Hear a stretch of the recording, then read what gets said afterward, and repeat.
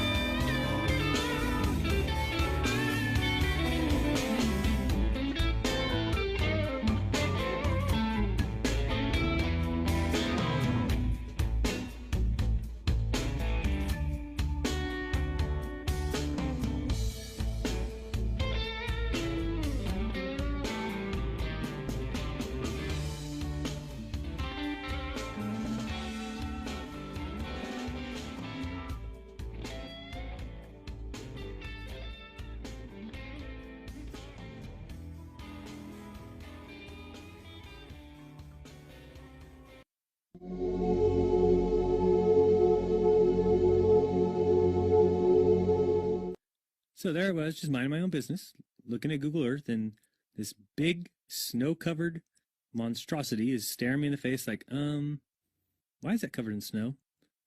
I look into Ireland and some other areas around it, Iceland. Ireland gets snow only once a year, 1 day a year. So I keep digging a little bit deeper, and I finally get underneath this cloud cover here, and a few images pop up. And I say, oh, images, what are they? Well, this is what you got, which I'm sure that looks familiar to you, right? Looks just like the pictures they give us of Mars. So I'm just kind of creeping around here and definitely noticing the same kind of undulation changes and same kind of rock, same kind of dirt. Only thing that's missing is that nice little red tint that they pay somebody $150,000 a year to put on there. But those mountains, those rocks, definitely exactly like we see on Mars. So I say, I wonder what they're doing out here. What is all this equipment for? I'm sure it can't be NASA, right? Whose orange Hummer is this? Okay, that looks like a NASA symbol. Well, let's dig a little further because I can't really see anything on here other than it certainly looks like a NASA symbol. And I can't read that. Tried. So this one here said, roving the Arctic. So what is that? Doesn't make any sense. We'll pop in here. See if we can find anything.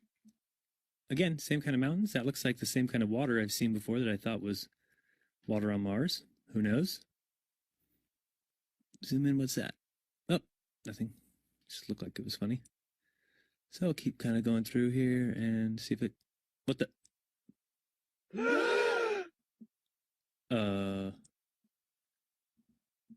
Yeah. So, I think I found out where Mars is, guys. It's just about 1,000 miles north of me. Not quite the distance that NASA says, but I can't find anybody who's in charge of this. They must be hiding behind these rocks. Oh, no, there they are out in front of everybody, just standing there. Lovely. Clown number 1, clown number 2, and clown number 3. Yeah, this is very empty here. Oh, there's one of those ATVs. All right, now we're on to something.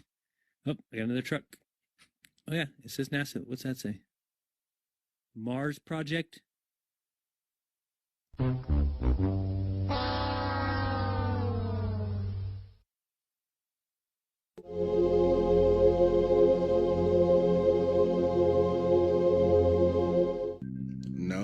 not one picture of the Earth. Imagine that. Thousands of satellites supposedly orbiting the Earth. Why can't we get thousands of pictures? One shot with the whole Earth in it. We should have a channel on cable that shows the Earth rotating 24 hours a day, every day. Nope. Let's listen to NASA's very own Robert Simmons talk about how we get our fake pictures of Earth. Last week, scientists at NASA released this. The shot is compiled from data from NASA's VEERS instrument, which orbits the Earth about every 100 minutes, taking measurements of light coming off the planet. That can be translated into ribbons of imagery like this, and then into one of these. And this is just the latest in NASA's Earth from Space album, which may be one of the most mind-expanding collections of images in human history. Then in 2002, Blue Marble 2.0. NASA's Rob Simmons made this. Simmons' job is... It's primarily taking data and making pictures out of it. That's what this is. A composite of data sets from several different instruments translated into a picture. So we actually had to take clouds out. They stashed the clouds for later, went onto the ocean. That came from an instrument that measures phytoplankton in the sea. Where it was low, I colored it dark blue because they're low mostly in mid-oceans.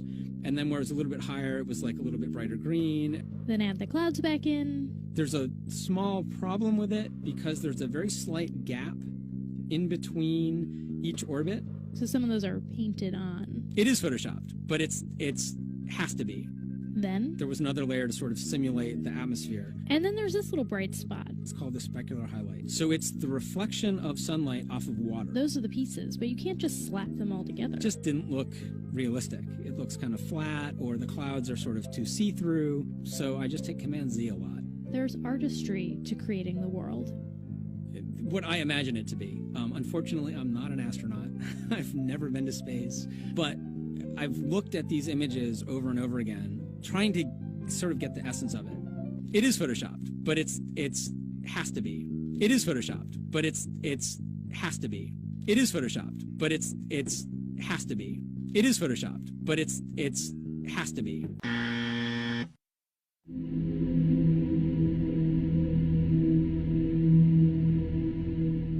This next-generation spacecraft will enable America to explore beyond low Earth orbit. The kinds of technologies that we're testing out on Space Station are definitely helping us with our goals of going beyond low Earth orbit. Early in the next decade, a set of crewed flights will test and prove the systems required for exploration beyond low Earth orbit. The plan that NASA has is to build a rocket called SLS, which is a heavy lift rocket.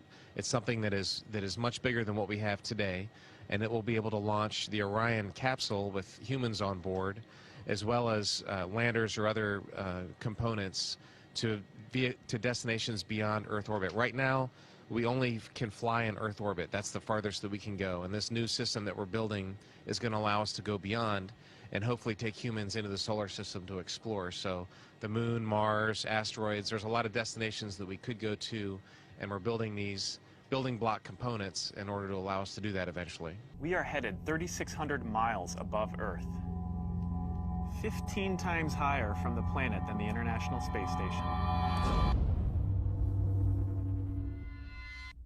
As we get further away from Earth, we'll pass through the Van Allen belts, an area of dangerous radiation. Radiation like this could harm the guidance systems, onboard computers, or other electronics on Orion. Naturally, we have to pass through this danger zone twice, once up and once back. But Orion has protection. Shielding will be put to the test as the vehicle cuts through the waves of radiation. Sensors aboard will record radiation levels for scientists to study. We must solve these challenges before we send people through this region of space. We must solve these challenges before we send people through this region of space. We must solve these challenges before we send people through this region of space.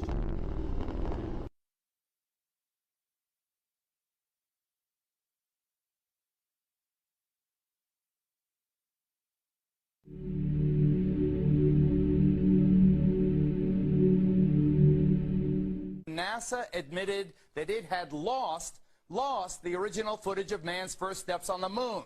YouTube and watch A Funny Thing Happened on the Way to the Moon. It contains newly discovered evidence, which is part of the missing tapes, of outtakes from the first mission to the moon, of them falsifying a shot of being halfway to the moon.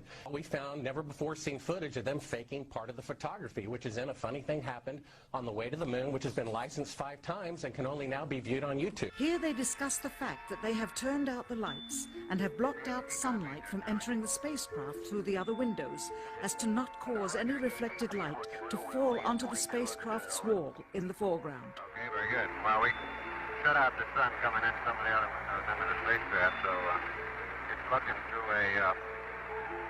the number 1 window, and there isn't any reflected light. The reason this was done is so that the truth of the matter would not be revealed. It is this. Though the federal government would have you believe that this is a view of Earth from a distance out of the spacecraft's window as it nears the moon, it is not.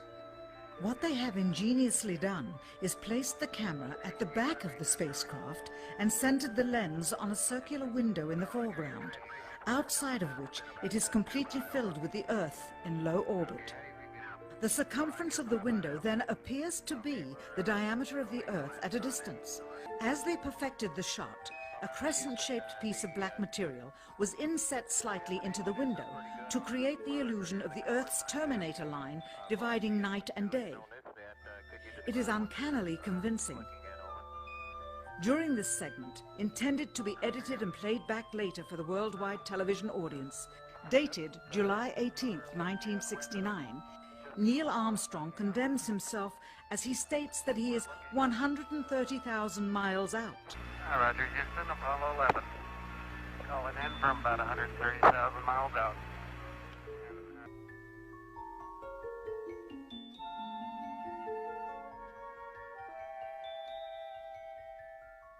Finally, the iris is opened up and you can see the real location of the camera and the very bright and near Earth out the window.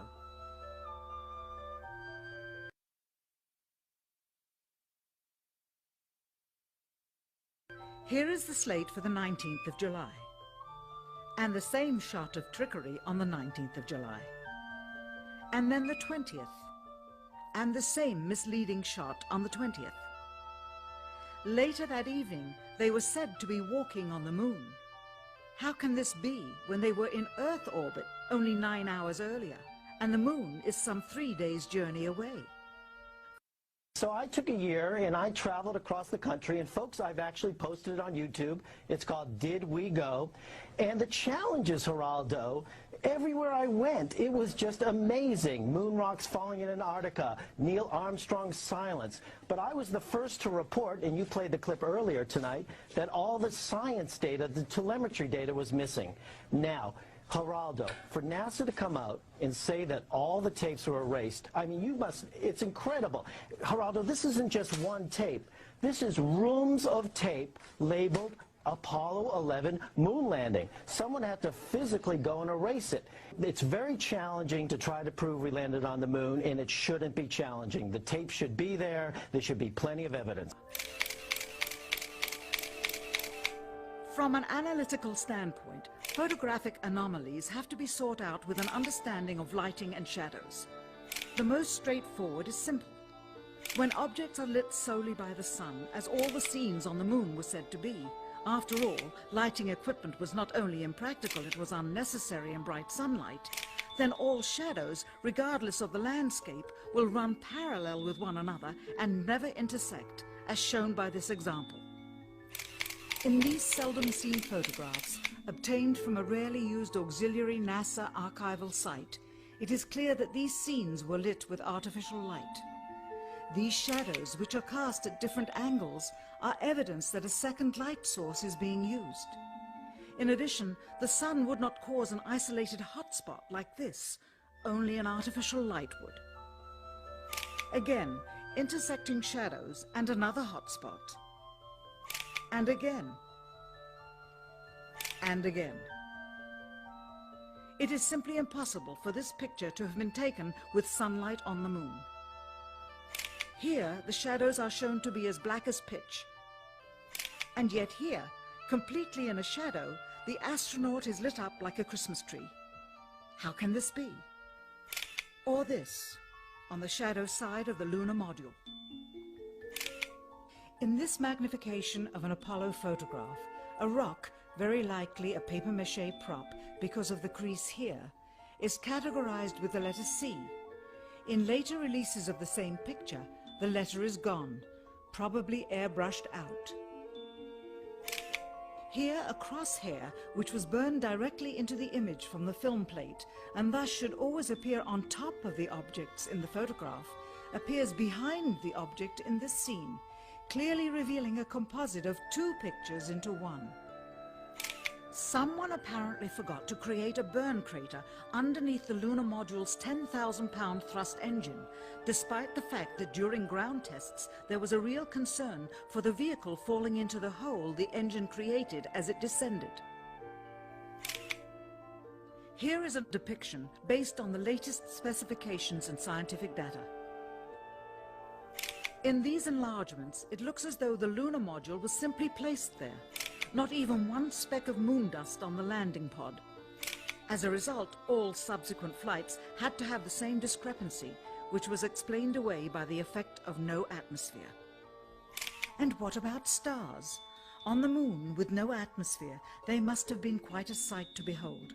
Yet there is seldom any mention of them, if ever, by any of the astronauts on any of the missions.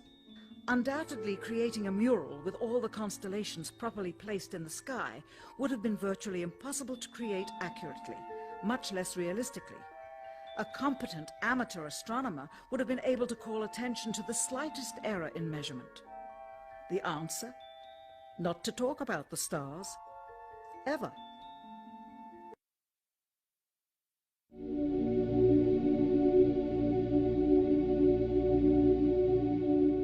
We were never able to see stars from the lunar surface or on the daylight side of the moon by eye without looking through the optics. I don't recall during the period of time that we were photographing the solar corona what stars we could see. I don't remember seeing any. The sky is a deep black when viewed from the moon, as it is when viewed from cislunar space, the space between the Earth and the moon. And we cannot see stars. It's not a black void. I mean, it's black, but there's all kinds of little polka dots. There's all the stars there, and the cool thing is about it, you can see it during the day.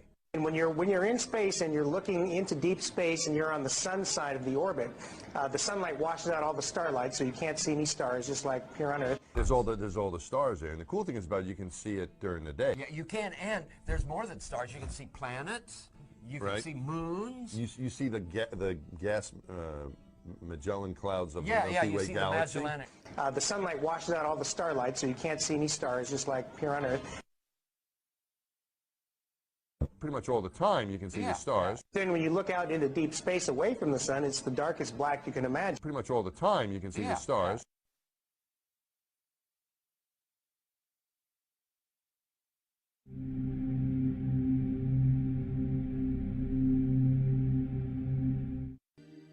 You would think there are rules on the International Space Station. For example, be careful with water next to electric devices. Their life depends on it. And I thought I'd show you how I do it. Let's see. To get started, these are the things I need. A bag of warm water, a little no-rinse shampoo, towel, and my comb. What I like to do is start by just putting some hot water, squirting it onto my scalp. And I have a mirror here so I can kind of watch what I'm doing. Sometimes the water gets away from you, and you try and catch as much as you can. Here I am, and I got my water. So first of all, I'd like to show you how water behaves in weightlessness, which is kind of interesting. Of course, it doesn't fall down like it does on Earth, and it kind of tends to stick to your skin because of surface tension.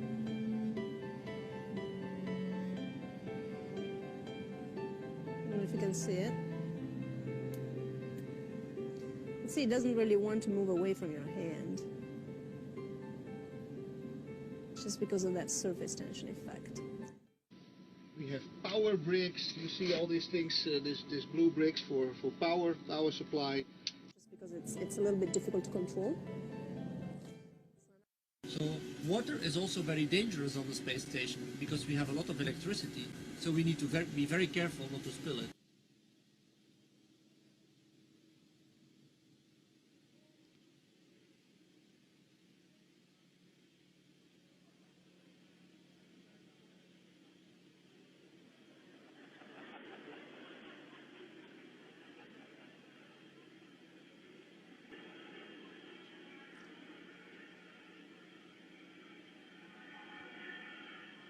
It's getting nice and wet.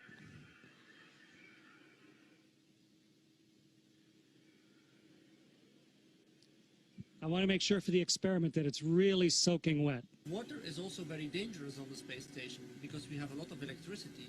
So we need to be very careful not to spill it.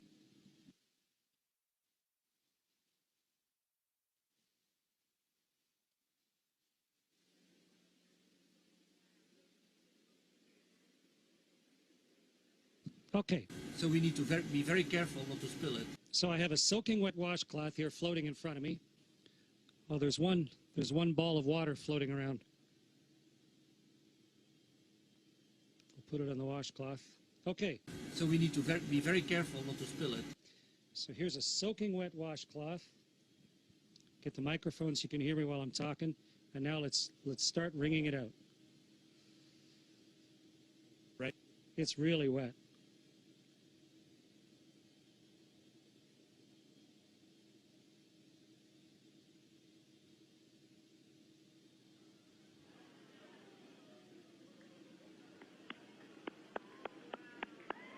It's becoming a tube of water.